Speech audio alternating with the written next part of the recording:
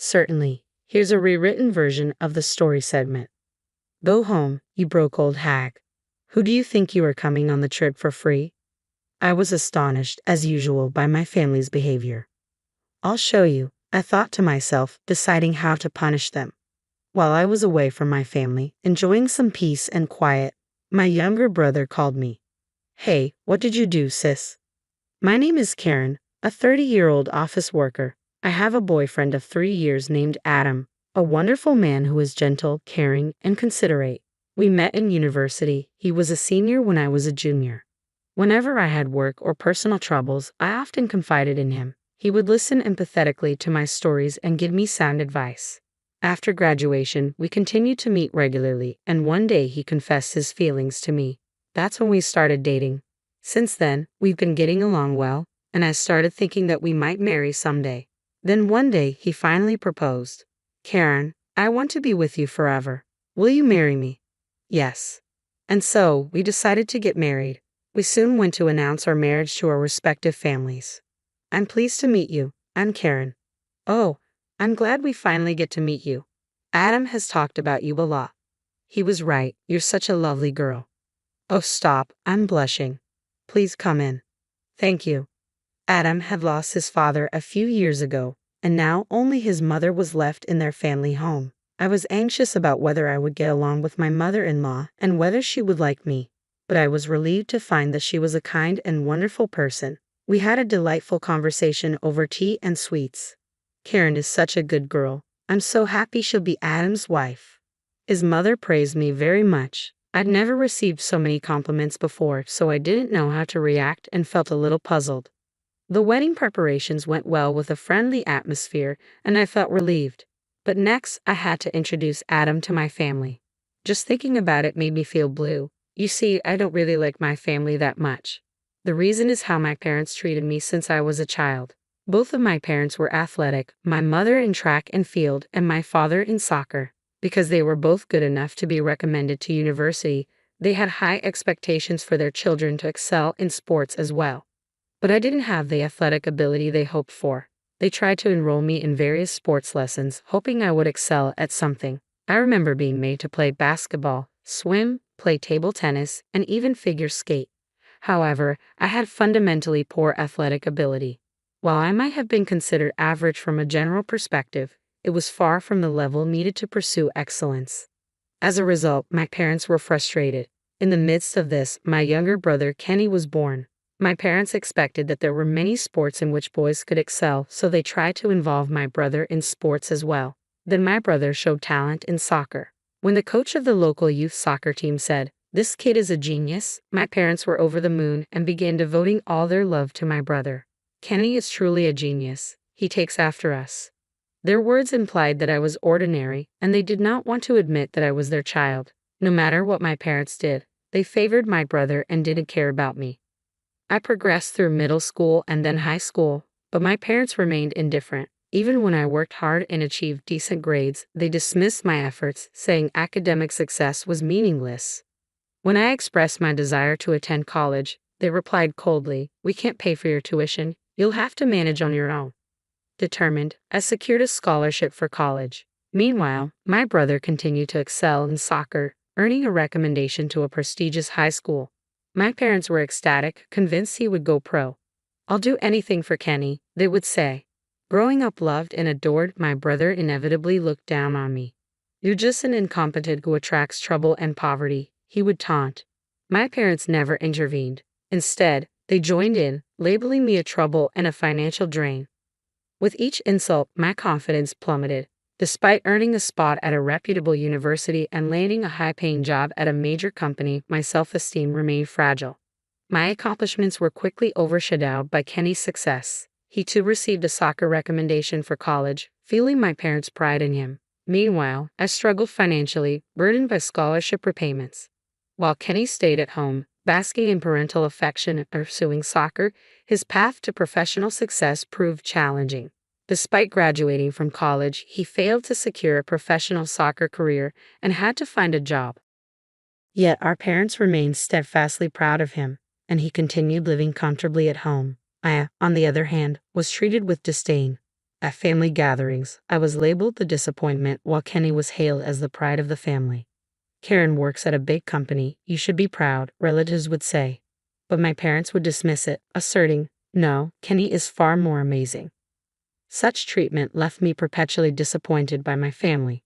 My family treated me so poorly that I had stopped attending New Year's gatherings altogether. So, I was extremely hesitant about introducing Adam, my dear fiancé, to them. I had already briefed Adam about my parents and brother and their dismissive attitude towards me. However, he insisted on making a proper wedding greeting, so I reluctantly decided to visit my parents' house for the first time in several years. I called my mother to share the news of my impending marriage. What? No, long time no see, or how are you? Just straight to the point, I thought bitterly, knowing this was exactly what I could expect from her after all this time. Can you hurry up and tell me what you want? She curtly replied. I'm getting married, I stammered. He wants to say hi to you, so I was wondering if you'd meet with him. Why do I have to go through all that trouble? Her coldness pierced me, and disappointment washed over me once again. Then, I heard my brother's voice in the background. Mom, who are you talking to? It's Karen. She said she's getting married and wants to bring her fiancé to say hello. Well, that sounds interesting. I want to see how dull the other guy is. Let's meet him, my brother chimed in. Really? Well, if you say so. My mother finally relented. She picked up the phone and said, hello. You can come and say hello. Mixed feelings welled up inside me. I could hear their conversation, and despite everything, Adam still wanted to meet them. So, I decided to visit my parents' house on my next day off, preparing myself for potentially more hurtful behavior. I look forward to it, Adam said reassuringly.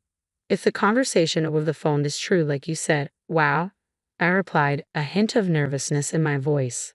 It's not funny. I've had some really bad experiences, I explained, feeling the weight of past disappointments.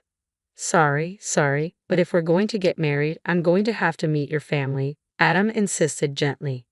Okay, I sighed reluctantly, preparing myself for what was to come. We drove to my parents' house. When we arrived, I pressed the intercom, but no one answered. Upon entering the living room, I found my entire family seated on the sofa. There was also a young woman whom I didn't recognize at the time. I'm home. Long time no see, I announced awkwardly. This is my fiancé, Adam. Nice to meet you, Adam greeted politely. As I introduced him, everyone in the family scrutinized him. I thought he'd be more plain and dull, my brother Kenny remarked rudely. Adam chuckled nervously. What about that woman next to you, Kenny? Is she your girlfriend? I called ahead about bringing my fiancé, and he brought along an irrelevant woman, I interjected, frustrated by Kenny's lack of tact. That's my wife, Mira, Kenny declared proudly. She's been living here with me since we got married. What? Your wife? My eyes widened in shock. Wait a minute, Kenny, you were married, I exclaimed, feeling utterly blindsided. Yeah, last year, Kenny replied casually. I didn't know that. I couldn't help but raise my voice, feeling hurt and excluded. Our mother made a disgusted face. You're a picky kid, aren't you? You have nothing to do with Kenny's marriage, so there's no need for us to tell you. No, but, I started, feeling deeply wounded that my own brother had gotten married without anyone informing me. I was shocked and froze on the spot. Then my father turned to Adam. Not that I care, but what do you do for a living? I know it can't be much if you're marrying Karen, but I'll ask anyway. My father's words snapped me back to reality. I clenched my fists in anger, determined not to let anyone belittle my precious fiancé. Adam noticed and lightly restrained me with his hand.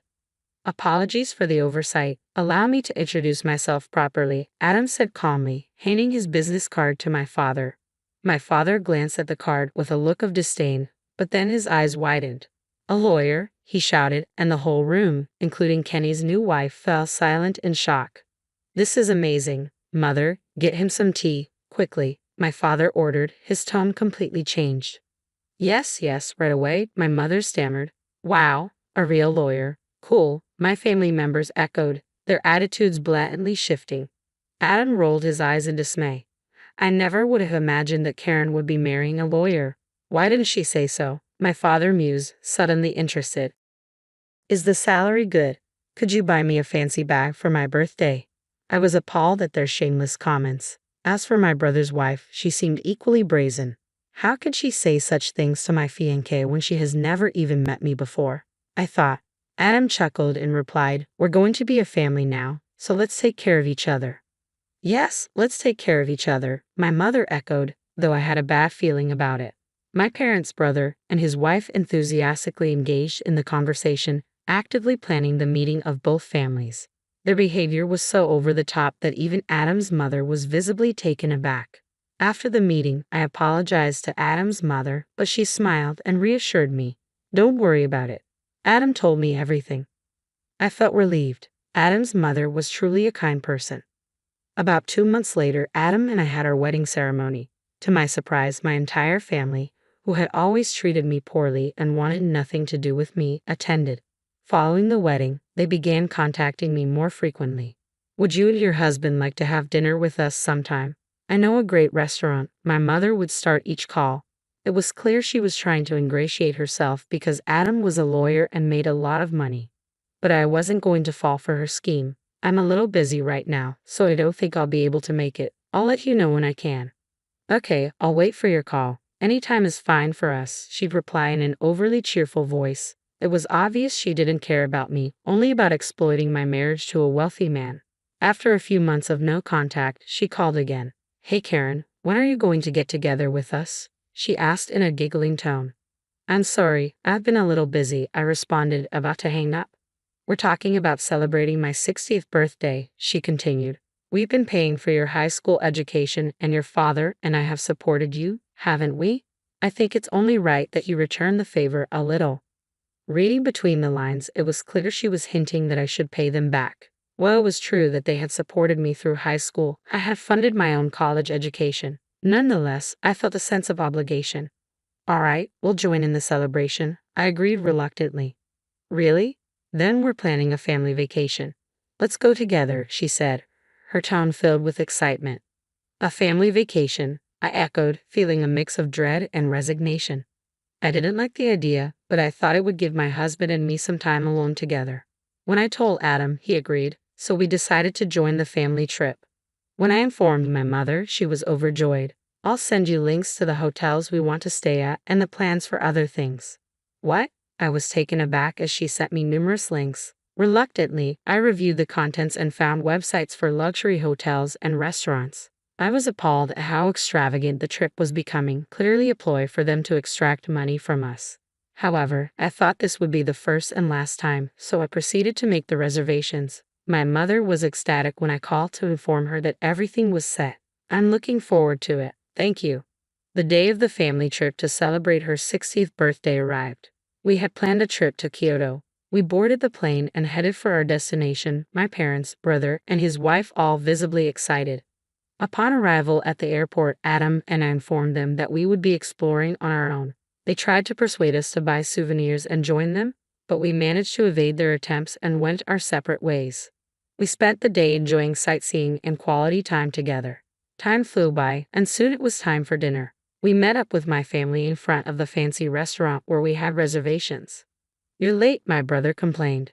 "No, but we still have 10 minutes until our reservation," I replied, checking my watch. We entered the restaurant, ready to endure the rest of the evening with them. When I replied, my mother and brother suddenly changed their attitude. "We're not talking to you."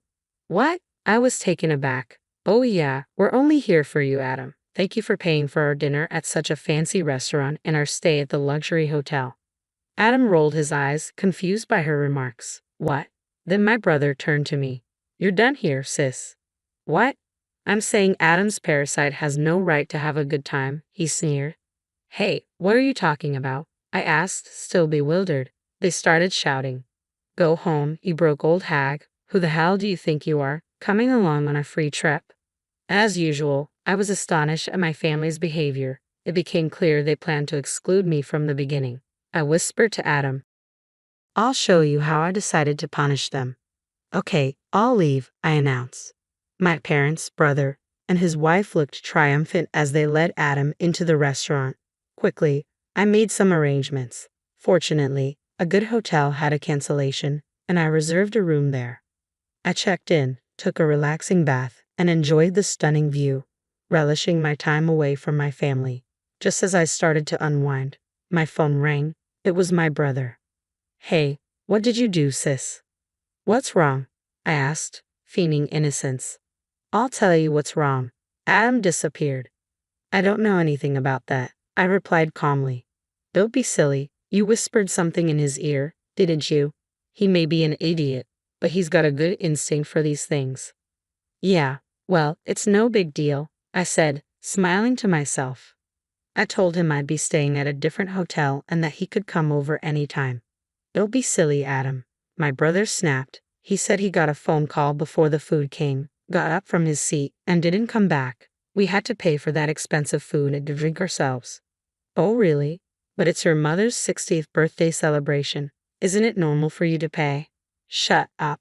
I'm going to charge you for it later. My brother fumed and hung up the phone. Soon after, Adam arrived at the hotel where I was staying, smiling. How did it go? Was he mad? I asked.